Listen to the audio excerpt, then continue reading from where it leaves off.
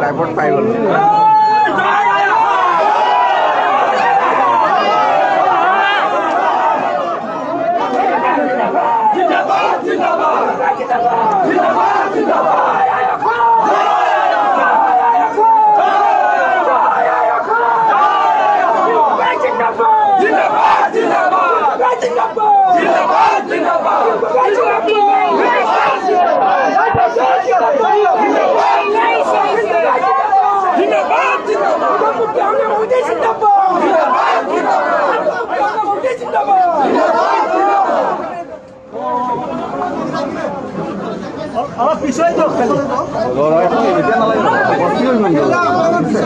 ভিডিঅ'টো কৰি লওক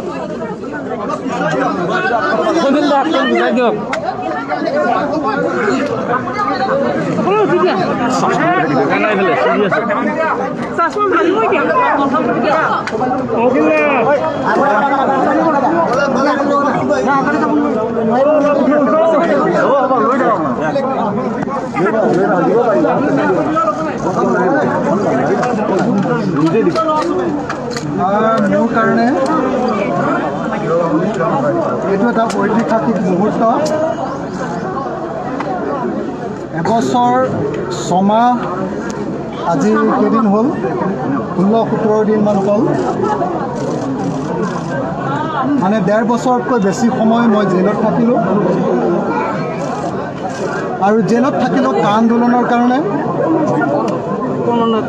এই সময়খিনিত চৰকাৰে কৈছিলে যে মই মাওবাদীৰ লগত জড়িত মোৰ ওপৰত মাওবাদী গোচৰ কৰা হৈছিলে কিন্তু আজি কোৰ্টে ক'লে যে মোৰ ওপৰত যি গোচৰ কৰা হৈছিলে মাওবাদীৰ গোচৰ কা আন্দোলনক ধ্বংস কৰাৰ গোচৰ এই আটাইবোৰ গোচৰ যে ভুৱা আছিলে আজিৰ দিনটোত কোৰ্টে প্ৰমাণ কৰি দিলে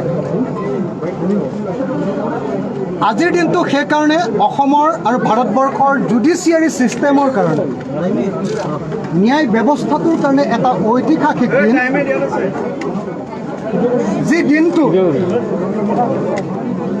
ভাৰতবৰ্ষৰ ইণ্ডিপেণ্ডেণ্ট জুডিচিয়াৰী বা স্বতন্ত্ৰ বা স্বাধীন যি ন্যায় ব্যৱস্থা সেই ন্যায় ব্যৱস্থাৰ স্বতন্ত্ৰতা আকৌ এবাৰ প্ৰমাণিত হ'ল আমাৰ ভাৰতবৰ্ষৰ সংবিধানে যেতিয়া ৰাষ্ট্ৰ ব্যৱস্থা এটা গঢ়ি তুলিছিলে সেই ৰাষ্ট্ৰ ব্যৱস্থাটোক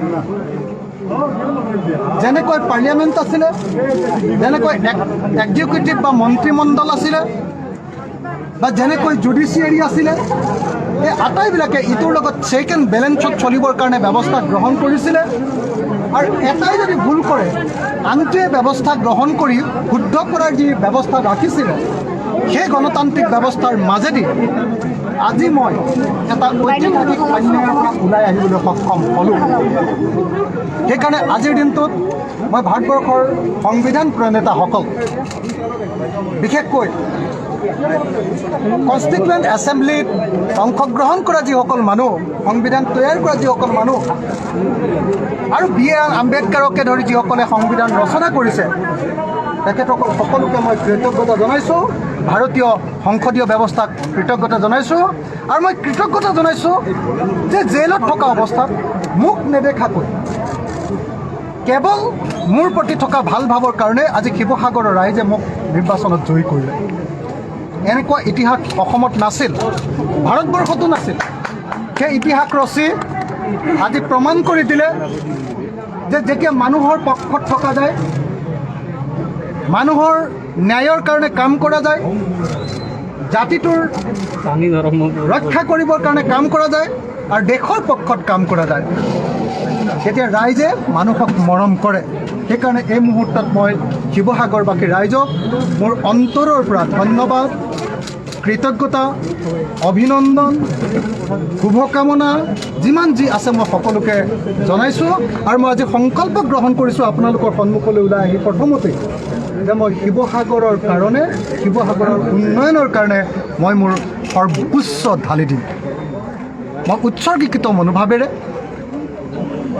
ত্যাগৰ মনোভাৱেৰে সততাৰে নিষ্ঠাৰে শিৱসাগৰৰ উন্নয়নৰ কাৰণে কাম কৰিম আৰু মই চেষ্টা কৰিম যে শিৱসাগৰত মোৰ জীৱনত ৱৰ্ল্ড হেৰিটেজ ছাইট ৰূপে যাতে ঘোষণা কৰাব পাৰোঁ তাৰ কাৰণে মই সকলো কাৰ্যব্যৱস্থা ল'বলৈ চেষ্টা কৰিম। এইবাৰ অসম বিধানসভা 12 তাৰিখৰ 12 জুলাইৰ পৰা আৰম্ভ হ'ব। 13 জুলাইৰ দিনা মই এটা প্ৰস্তাৱ ৰাখিছোঁ।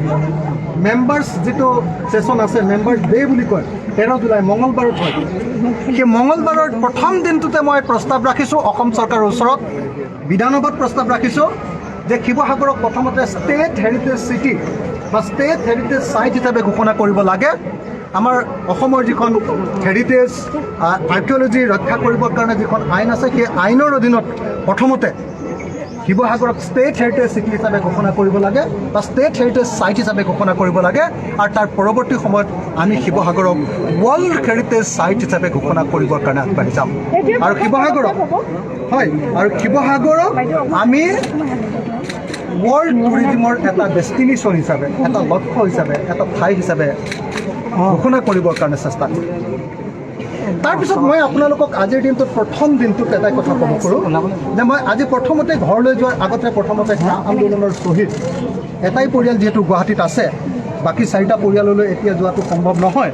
গতিকে প্ৰথম গুৱাহাটীত থকা শ্বহীদ পৰিয়াল ছেম ষ্টেফৰ্ডৰ পৰিয়ালৰ ওচৰলৈ মই যাম আৰু ছেম ষ্টেফৰ্ডৰ পৰিয়ালৰ লগত কথা পাতি তেওঁলোকৰ কেইবাটাও বিপদ আপদ চলি আছে বুলি শুনিছোঁ, কেইবাটাও সমস্যা চলি আছে বুলি শুনিছোঁ।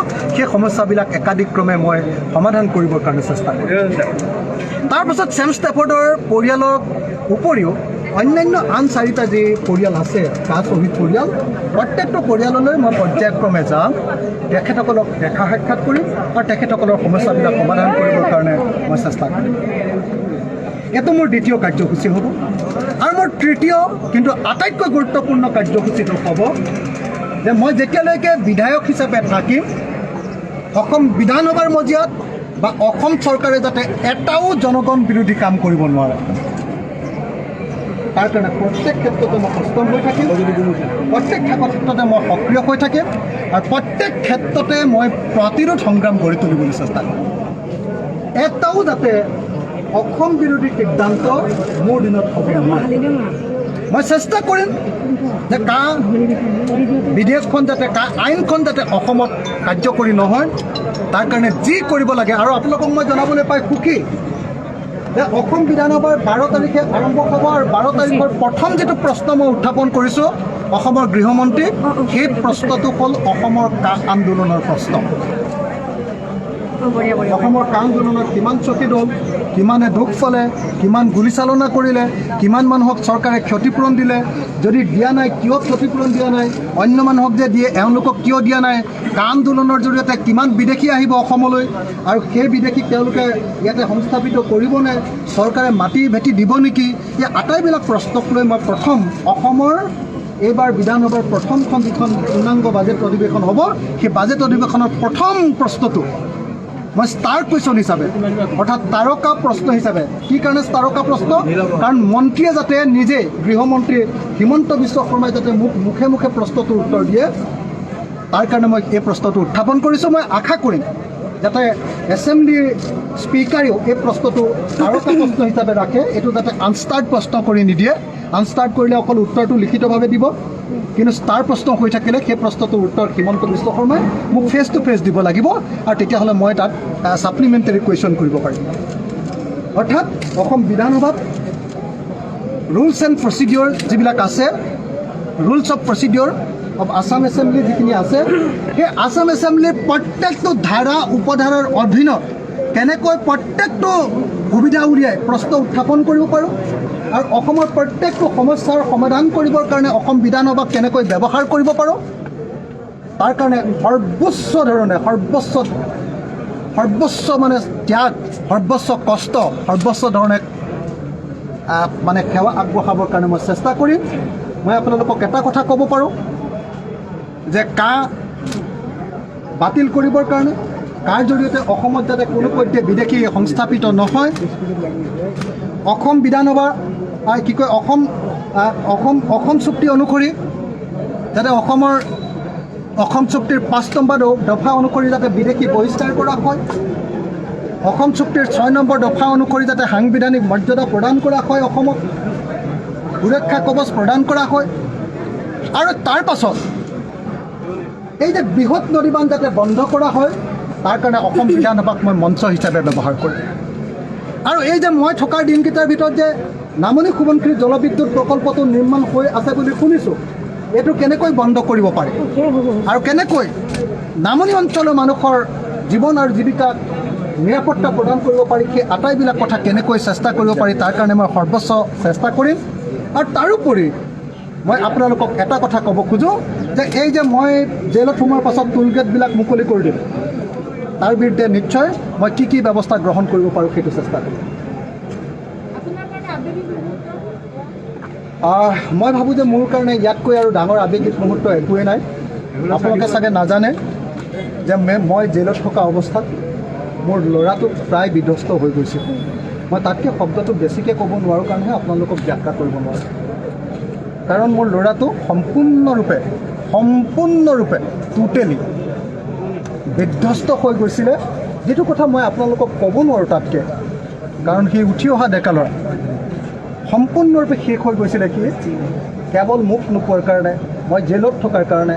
আৰু যেতিয়া আজিৰ দিনটোত মোৰ ল'ৰাটোৱে কোৰ্টৰ পৰা মোৰ পত্নীয়ে ৰীতাশ্ৰীয়ে যেতিয়া ফোন কৰি তাক জনাইছে যে দেউতা ওলালে, তেতিয়া তাৰ পাছত যিটো তাৰ মাত, গতিকে মোৰ কাৰণে কিমান হয়, মই ফোনত মাতটো শুনিলোঁ, মোৰ কাৰণে কিমান আৱেগিক মুহূৰ্ত মই আপোনালোকক একো বুজাই ক'ব নোৱাৰোঁ। মোৰ মা, মই কি ক'ম, আপোনালোকেতো সেইদিনা বাহিৰত দেখাখিনিহে টিভিত দেখিছে, ভিতৰত গোটেই ৰাতি মোৰ লগত যি অৱস্থা হৈছে, মোৰ কাৰণে যিটো অৱস্থা মাৰ হৈছে, মা প্ৰায় প্ৰায় হৈ গৈছিল। মায়ে মৃত্যুৰ দুৱাৰদলিত থিয় দিছিলে। আৰু মই অনবৰতে এটা শংকা কঢ়িয়াই লৈ ফুৰিছিলোঁ যে মই জেলত থাকোঁতে যদি মাৰ মৃত্যু ঘটে কি হ'ব। মোৰ পত্নী, মই আপোনালোকক ক'বলৈ বেয়া পাওঁ, মোৰ ঘৰখন শেষ হৈ গ'ল।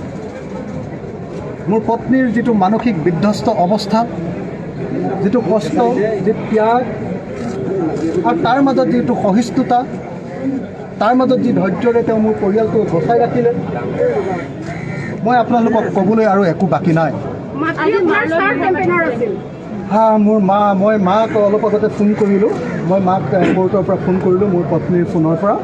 মোৰ মায়ে মানে কি ক'ম, মায়ে বিশ্বাস কৰা নাই প্ৰথমতে। হয় জানো এনেকৈ কৈছোঁ। মই কৈছোঁ মা মই গৈ আছোঁ, মই গৈ আছোঁ। মায়ে কৈছে যদি তই আহ, মানে মায়ে একো মাতিব পৰা নাই, তই আহ। মই কাইলৈ ৰাতিপুৱা মই 6টা বজাত ঘৰৰ পৰা ওলাম। কিন্তু মই তাৰ আগতে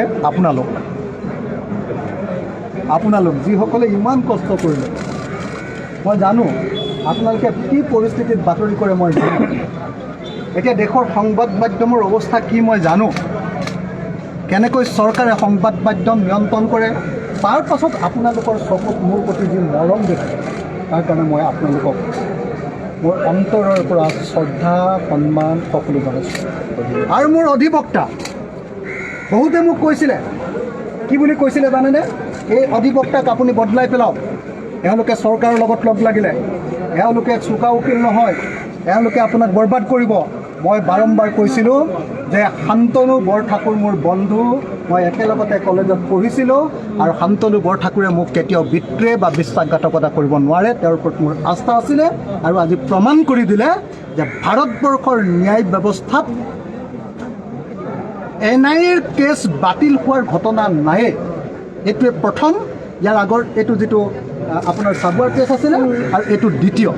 চাবুৱাৰ কেছটোতো অলপ সৰু কেছ আছিলে, কিন্তু এইটো আনিছিলে একেবাৰে সন্ত্ৰাসবাদীৰ গোচৰ, সন্ত্ৰাসবাদীৰ ছেকশ্যন NIA এক্টৰ ছেকশ্যন কি কয়, UAPৰ এক্টৰ ছেকশ্যন 18 আৰু 39 সন্ত্ৰাসবাদীৰ গোচৰ মোৰ ওপৰত আনিছিলে, আৰু সন্ত্ৰাসবাদীক সহায় কৰাৰ গোচৰ মোৰ ওপৰত আনিছিলে। কিন্তু তাৰ পাছতো মোৰ এডভোকেট শান্তনু বৰঠাকুৰ মোৰ বন্ধু, আৰু সুপ্ৰিম কোৰ্টৰ এডভোকেট হুজেইফা আহমেদী, তেখেত এজন অত্যন্ত মেধাৱী আৰু অত্যন্ত অনেষ্ট এজন এডভোকেট।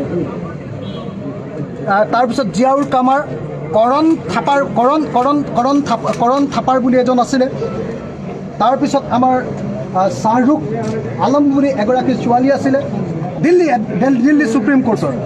তাৰপিছত আমাৰ কি কয় আপোনাৰ কৃষ্ণ গগৈ, ৰাহুল সেনচুৱা, তাৰপাছত আপোনাৰ ৰুণা ভূঞা, তাৰপাছত কমল নয়ন চৌধুৰী, এই আটাইবিলাকে যিধৰণে বীৰত্বপূৰ্ণভাৱে সততাৰে সৈতে মোৰ কাৰণে যুঁজ বাগৰ কৰিলে, তাৰ কাৰণে এই মুহূৰ্তত মই আৰু যদি কাৰোবাৰ নাম থাকি গৈছে মোক ক্ষমা কৰিব, কিন্তু সকলোকে মোৰ পিনৰ পৰা হাতযোৰ কৰি ধন্যবাদ জ্ঞাপন কৰিছোঁ। আৰু এইটোৱে প্ৰমাণ কৰিলে এটা কথা মনত ৰাখিব দেই, আপোনালোকৰ সংবাদ মাধ্যমে যোৱা গোচৰটোত গুৰুত্ব অলপ কম দিছিলে, কিন্তু এইটো এনেকুৱা গোচৰ ভাৰতীয় সংবাদ মাধ্যম গোটেই খেলি গৈছে, কিন্তু অসমৰ সংবাদ মাধ্যমে কি কাৰণত মই নাজানো গুৰুত্বটো কম দিছিলে।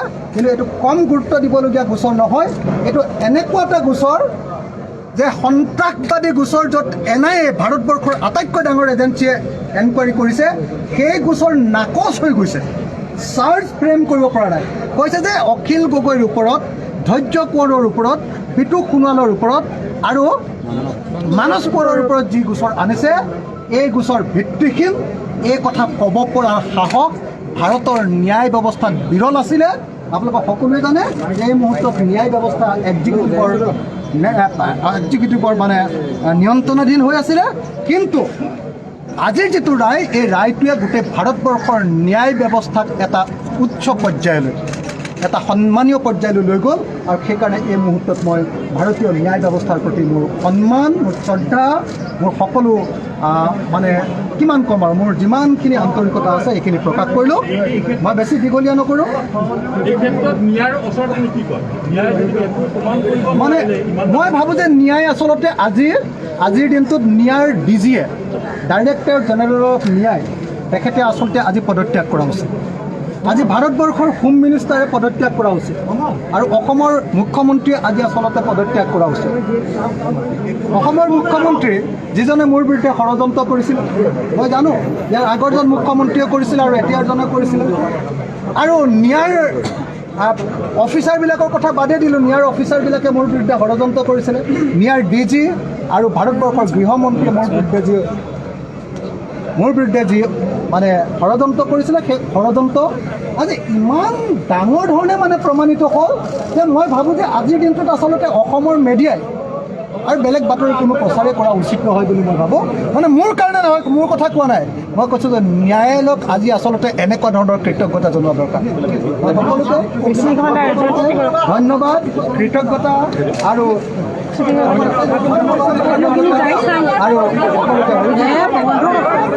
ইয়াৰ পৰা মই ডাইৰেক্টলি প্ৰথমতে চুপাৰিণ্টেণ্ডেণ্টৰ ওচৰলৈ যাম। মানে মই এটা কথা কৈ থওঁ দেই, মানে চৰকাৰে যিমানেই প্ৰেছাৰ নিদিয়ক লাগিলে, ডাক্তৰসকল কিন্তু সদায় নিৰপেক্ষ। ডাক্তৰসকলৰ মৰম এইবাৰ মই উপলব্ধি কৰিলোঁ।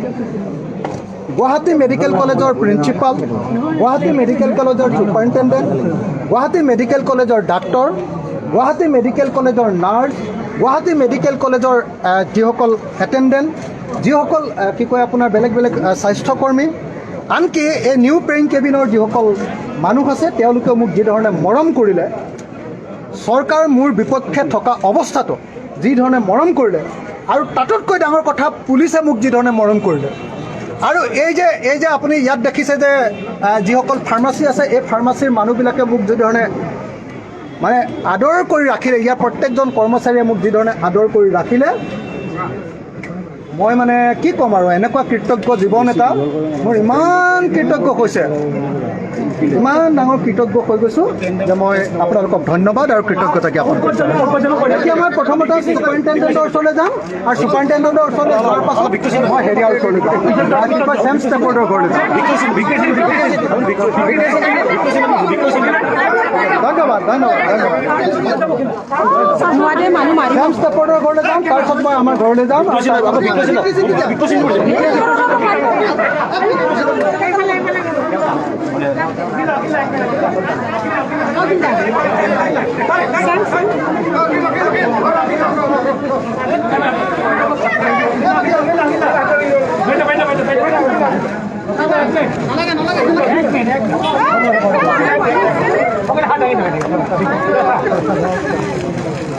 সকলোকে নমস্কাৰ। নমস্কাৰ দেই সকলোকে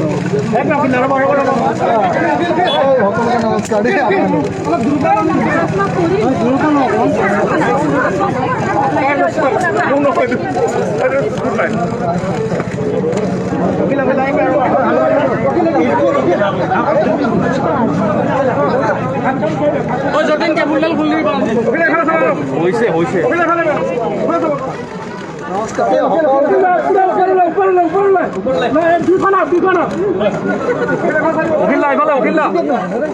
নমস্কাৰ নমস্কাৰ সকলোকে নমস্কাৰ একদম প্ৰাণৰ পৰা নমস্কাৰ ভাল লাগে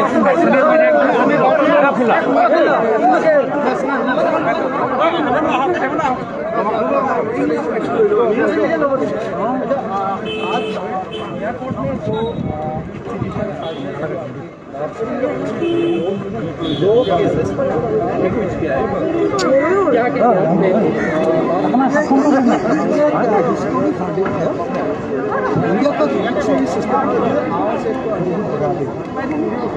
हम लोगों ने देखा था कि इंडिया का जुडिशरी सिस्टम एग्जीक्यूटिव का इनिशिएटिव चला गया एग्जीक्यूटिव ने पूरा जुडिशरी सिस्टम को पूरा कंट्रोल किया लेकिन आज जो वर्डिक्ट है ये एक I think it's a rare it's a historic verdict and it's a verdict I think that it should be mentioned in history of Indian judiciary. तो हमने देखा है कि आज न्यायाधीश से बोल गया यहाँ जो आरोप लगा है ये आरोप नहीं है ये भूल है इसीलिए मैं डिमांड करता हूँ कि इंडिया का जो होम मिनिस्टर है अमित शाह जी आज रिजाइन करना चाहिए क्योंकि अमित शाह जी ने डायरेक्टली मेरा केस को देख रहा था मैंने डिमांड करता हूँ कि निया का जो डीजी है डायरेक्टर निया उसने आज रिजाइन करना चाहिए असम के चीफ मिनिस्टर ने जिसने मुझको जेल में रखने के लिए सब कुछ किया था उसने आज रिजाइन करना चाहिए ये आज इंडियन जुडिशरी सिस्टम के लिए एक हिस्टोरिक डे है मैं कांग्रेचुलेट करता हूँ जुडिशरी सिस्टम को मैं कांग्रेचुलेट करता हूँ मेरा एडवोकेट्स को मेरा एडवोकेट शांतनु कोटा को सुप्रीम कोर्ट का एडवोकेट हुजैफा अहमदी गौरम थापर और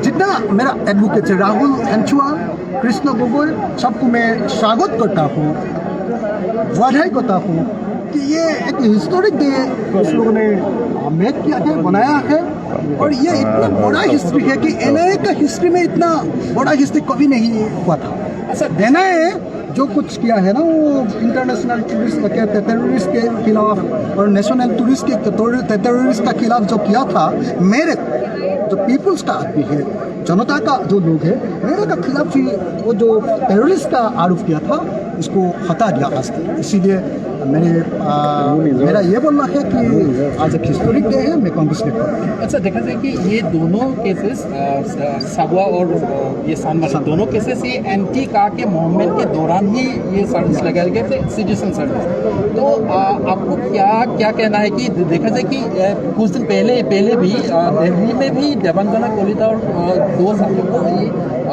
दिल्ली हाईकोर्ट में ये तो इस पूरे मामले को क्या कहेंगे एंटी का मूवमेंट हाँ वो जो एंटी का मूवमेंट जो हुआ था तो एंटी का मूवमेंट का जो लोग है एक्टिविस्ट है उस लोग के खिलाफ जो एनआईए लगाया था और जो यूएपीए जो सेक्शन लगाया था ये पूरा ये ठीक नहीं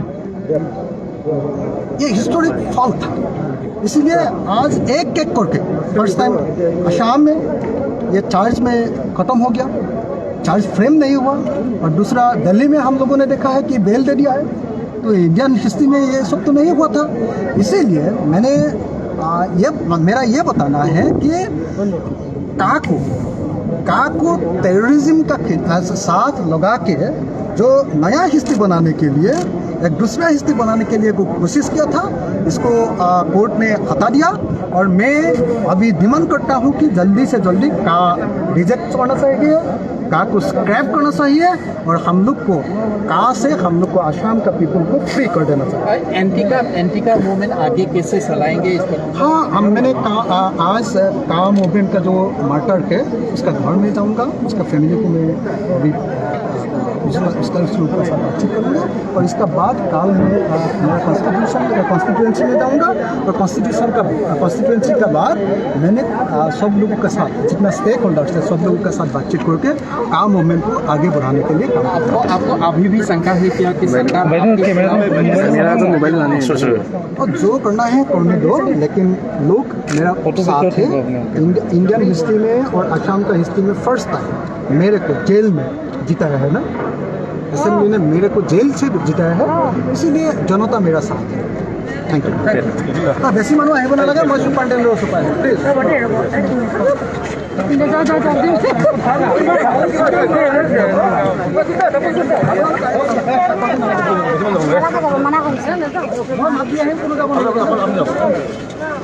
আমি নেযাওঁ আন্দোলনে ফোন কৰি ফোন দিলে হ'ল।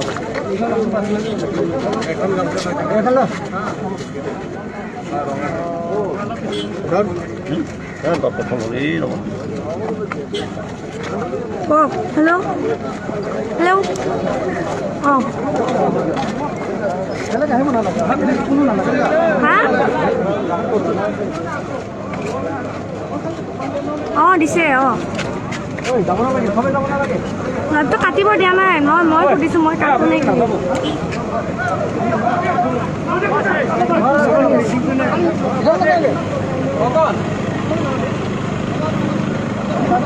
আমাৰ বাৰু কোনো আহিব নালাগে।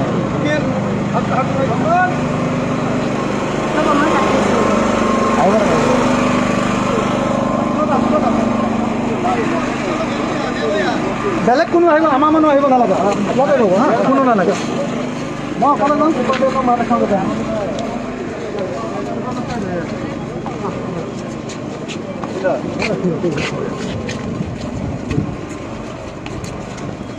কংকন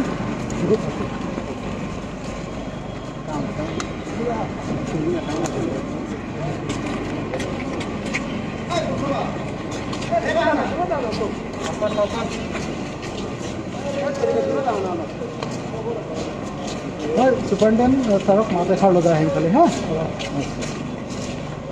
হয় হিমাংশু